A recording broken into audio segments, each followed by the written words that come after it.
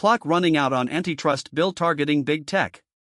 That's the headline from the New York Times, and it captures a story that's been building all summer.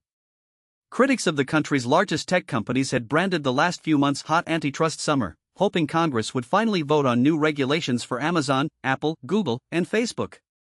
But the legislation's chances of passing before Labor Day have melted away instead. The Senate is expected to take up one last major matter before its August recess, debating and voting on the Democrats' large climate, tax, and healthcare package. That means the antitrust bill, formerly called the American Innovation and Choice Online Act, is stalled. And the timing matters. After Labor Day, Washington turns much of its attention to the midterm elections instead of major legislation. If Republicans regain the majority in Congress, the regulations have a far smaller chance of being taken up.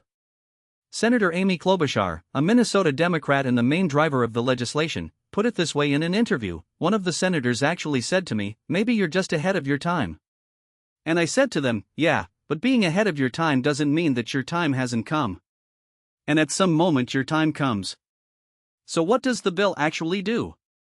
Supporters argue a national update to antitrust law would allow smaller businesses to thrive by reining in big tech companies. The bill would bar the companies from prioritizing their own services over those of their rivals. So Amazon, for example, could not show its own Amazon Basics batteries before those made by Duracell. And Google might have to put its own restaurant reviews on par with sites like Yelp and search results. The bill had momentum. It was approved by the Judiciary Committee with bipartisan support.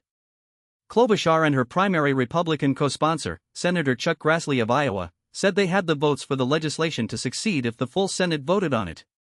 In May, Senator Chuck Schumer, the Democratic Majority Leader, said privately he would put it up for a vote early in the summer.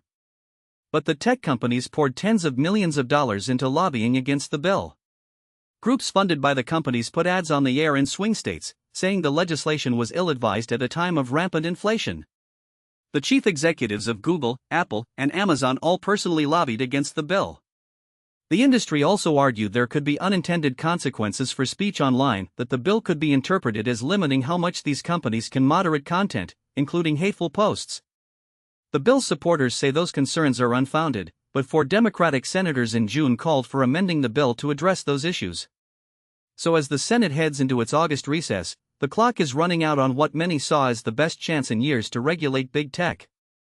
Whether that time comes again depends heavily on what happens in November. That's the update from Washington. Thanks for listening.